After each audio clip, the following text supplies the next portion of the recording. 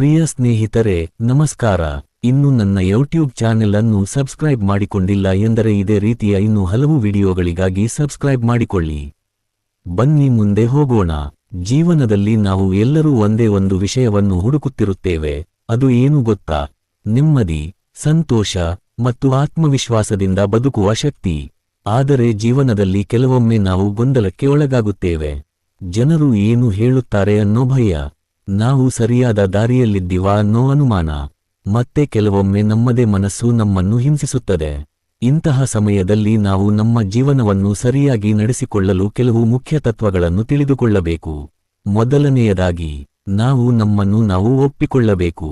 ನೀವು ಎತ್ತರವಾಗಿರಬಹುದು, ಕಡಿಮೆ ಎತ್ತರವಾಗಿರಬಹುದು, ನೀವು ಶ್ರೀಮಂತರಾಗಿರಬಹುದು, ಸಾಮಾನ್ಯರಾಗಿರಬಹುದು, ಆದರೆ ನಿಮ್ಮ ಜೀವನದ ಮೌಲ್ಯ ನಿಮ್ಮ ರೂಪದಲ್ಲಿಲ್ಲ, ನಿಮ್ಮ ಮನಸ್ಸಿನಲ್ಲಿ ಇದೆ.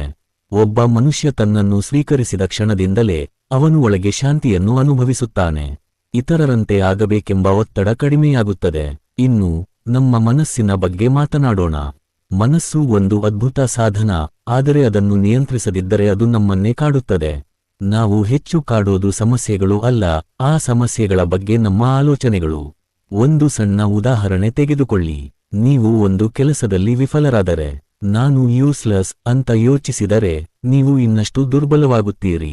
ಆದರೆ ಇದು ನನಗೆ ಒಂದು ಪಾಠ ಅಂತ ಯೋಚಿಸಿದರೆ ನೀವು ಬೆಳೆಯುತ್ತೀರಿ.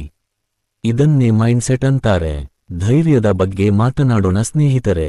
ಧೈರ್ಯ ಅಂದ್ರೆ ಭಯ ಇಲ್ಲ ಅನ್ನೋದಲ್ಲ, ಭಯ ಇದ್ದರೂ ಮುಂದೆ ಹೆಜ್ಜೆ ಇಡುವುದು. ಒಬ್ಬ ವಿದ್ಯಾರ್ಥಿ ಸ್ಟೇಜ್ ಮೇಲೆ ಹೋಗಿ ಮಾತನಾಡುವಾಗ ಅವನಿಗೆ ಭಯ ಇರುತ್ತದೆ, ಆದರೆ ಅವನು ಮಾತು ಆರಂಭಿಸಿದಾಗ ಅವನು ಧೈರ್ಯಶಾಲಿಯಾಗುತ್ತಾನೆ. ಅದೇ ರೀತಿ ಜೀವನದಲ್ಲಿಯೂ ಮೊದಲ ಹೆಜ್ಜೆ ತುಂಬಾ ಮುಖ್ಯ. ಇನ್ನು ಸಂಬಂಧಗಳ ಬಗ್ಗೆ ನೋಡೋಣ. ನಾವು ಒಬ್ಬರೇ ಬದುಕಲು ಸಾಧ್ಯವಿಲ್ಲ.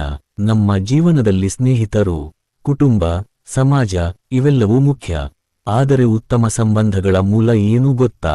ಗೌರವ, ಪ್ರೀತಿ ಮತ್ತು ಸಹಾನುಭೂತಿ. ನೀವು ಇತರರ ನೋವನ್ನು ಅರ್ಥಮಾಡಿಕೊಳ್ಳಲು ಕಲಿತರೆ ನೀವು ಒಳ್ಳೆಯ ಮನುಷ್ಯರಾಗುತ್ತೀರಿ. ಇನ್ನು ಕ್ಷಮೆಯ ಬಗ್ಗೆ, ಯಾರಾದರೂ ನಿಮ್ಮನ್ನು ನೋಯಿಸಿದಾಗ ನೀವು ಅದನ್ನು ಮನಸ್ಸಿನಲ್ಲಿ ಹಿಡಿದುಕೊಂಡರೆ ಅದು ವಿಷದಂತಾಗುತ್ತದೆ. ಕ್ಷಮೆ ಮಾಡೋದು ಅಂದ್ರೆ ಅವರು ಮಾಡಿದ ತಪ್ಪನ್ನು ಮರೆತು ಬಿಡುವುದು ಅಲ್ಲ, ಆ ನೋವನ್ನು ನಿಮ್ಮ ಮನಸ್ಸಿನಿಂದ ಬಿಡುವುದು. ಇದು ನಿಮ್ಮ ಶಾಂತಿಗಾಗಿ. ಇನ್ನು ಗುರಿಯ ಬಗ್ಗೆ, ಗುರಿ ಇಲ್ಲದ ಜೀವನ ಅಂದ್ರೆ ದಿಕ್ಕಿಲ್ಲದ ಹಡಗು. ಗಾಳಿ ಯಾವ ದಿಕ್ಕಿಗೆ ಬೀಸುತ್ತದೋ ಅದೇ ದಿಕ್ಕಿಗೆ ಹೋಗುತ್ತದೆ. ಆದರೆ ಗುರಿ ಇದ್ದರೆ ನೀವು ನಿಮ್ಮ ದಾರಿಯನ್ನು ನೀವು ಆಯ್ಕೆ ಮಾಡಬಹುದು. ಸಣ್ಣ ಗುರಿಯಿಂದ ಪ್ರಾರಂಭಿಸಿ. ಉದಾಹರಣೆಗೆ, ದಿನಕ್ಕೆ 30 ನಿಮಿಷ ಓದಬೇಕು ಅಥವಾ ಹೊಸ ಕೌಶಲ್ಯ ಕಲಿಯಬೇಕು. ಸಣ್ಣ ಸಣ್ಣ ಹೆಜ್ಜೆಗಳು ದೊಡ್ಡ ಯಶಸ್ಸಿಗೆ ಕಾರಣವಾಗುತ್ತವೆ. ಇನ್ನು ಹೋಲಿಕೆಯ ಬಗ್ಗೆ, ಇಂದಿನ ಕಾಲದಲ್ಲಿ ನಾವು ಎಲ್ಲರೂ ಒಂದು ದೊಡ್ಡ ತಪ್ಪು ಮಾಡುತ್ತೇವೆ. ಅದು ಇತರರ ಜೊತೆ ನಮ್ಮನ್ನು ಹೋಲಿಸುವುದು. ಅವನಿಗೆ ಕಾರ್ ಇದೆ, ನನಗೆ ಇಲ್ಲ. ಅವಳು ಯಶಸ್ವಿಯಾಗಿದ್ದಾಳೆ, ನಾನು ಇಲ್ಲ. ಇದು ನಮ್ಮ ಸಂತೋಷವನ್ನು ಕಿತ್ತುಕೊಳ್ಳುತ್ತದೆ. ನೀವು ನಿಮ್ಮ ಜೀವನವನ್ನು ನಿಮ್ಮದೇ ಪ್ರಯಾಣವಾಗಿ ನೋಡಬೇಕು. ನಿನ್ನೆ ದಿನದ ನಿಮ್ಮಿಗಿಂತ ಇಂದಿನ ನೀವು ಉತ್ತಮರಾಗಿದ್ದರೆ ಅದೇ ಯಶಸ್ಸು. ಇನ್ನು ನೆಮ್ಮದಿ ಬಗ್ಗೆ, ನೆಮ್ಮದಿ ಹೊರಗಿನ ವಸ್ತುಗಳಿಂದ ಬರುವುದಿಲ್ಲ, ಅದು ಒಳಗಿನ ಸ್ಥಿತಿ. ಹಣ ಇದ್ದರೂ ಕೆಲವರು ಅಶಾಂತಿಯಾಗಿರುತ್ತಾರೆ, ಹಣ ಕಡಿಮೆ ಇದ್ದರೂ ಕೆಲವರು ಸಂತೋಷವಾಗಿರುತ್ತಾರೆ.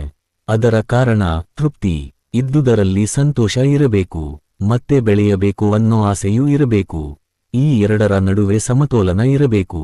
ಇನ್ನು ನಮ್ಮ ದಿನನಿತ್ಯ ಜೀವನದ ಬಗ್ಗೆ, ಇಂದು ನಾವು ಮೊಬೈಲ್ ಮತ್ತು ಸೋಷಿಯಲ್ ಮೀಡಿಯಾದಲ್ಲಿ ತುಂಬಾ ಸಮಯ ಕಳೆಯುತ್ತೇವೆ.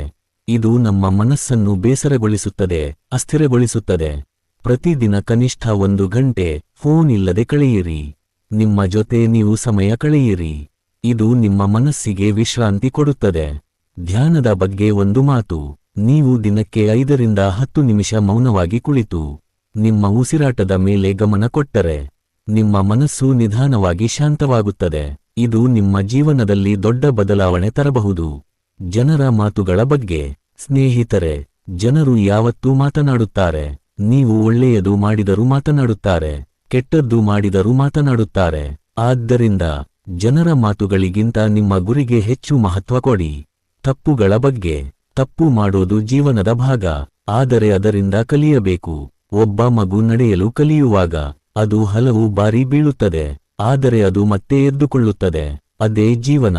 ಸೆಲ್ಫ್ ಲವ್ ಬಗ್ಗೆ, ನೀವು ನಿಮ್ಮನ್ನು ಪ್ರೀತಿಸಬೇಕು.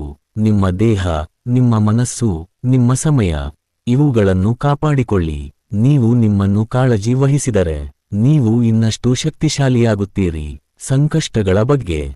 ಜೀವನದಲ್ಲಿ ಸಮಸ್ಯೆಗಳು ಬರುತ್ತವೆ. ಅವು ತಪ್ಪಿಸಲಾಗುವುದಿಲ್ಲ, ಆದರೆ ಅವು ನಿಮ್ಮನ್ನು ಮುರಿಯಲು ಅಲ್ಲ, ನಿಮ್ಮನ್ನು ಬಲಪಡಿಸಲು. ಪ್ರತಿಯೊಂದು ಕಷ್ಟದ ಹಿಂದೆ ಒಂದು ಪಾಠ ಇರುತ್ತದೆ. ಕೊನೆಗೆ, ಸ್ನೇಹಿತರೆ, ನಿಮ್ಮ ಸುತ್ತಲಿನ ಜನರು ನಿಮ್ಮ ಜೀವನವನ್ನು ರೂಪಿಸುತ್ತಾರೆ. ಪಾಸಿಟಿವ್ ಜನರ ಜೊತೆ ಇರಿ, ನೆಗೆಟಿವ್ ಜನರಿಂದ ದೂರ ಇರಿ. ನೀವು ಯಾರ ಜೊತೆ ಇರುತ್ತೀರೋ ನೀವು ಅದೇ ರೀತಿಯಾಗುತ್ತೀರಿ. ಕೊನೆಯ ಮಾತು, ಧೈರ್ಯ, ಶಾಂತಿ, ಸಂತೋಷ ಇವೆಲ್ಲವೂ ನಿಮ್ಮೊಳಗೆ ಇವೆ. ಅವನ್ನು ಹುಡುಕಲು ಹೊರಗೆ ಹೋಗಬೇಕಾಗಿಲ್ಲ. ನೀವು ನಿಮ್ಮ ಆಲೋಚನೆಗಳನ್ನು ಬದಲಿಸಿದರೆ ನಿಮ್ಮ ಜೀವನ ಸಂಪೂರ್ಣವಾಗಿ ಬದಲಾಗುತ್ತದೆ. ನಿಮ್ಮ ಜೀವನವನ್ನು ನೀವು ರೂಪಿಸಬಹುದು. ಧನ್ಯವಾದಗಳು. ನಮಸ್ಕಾರ.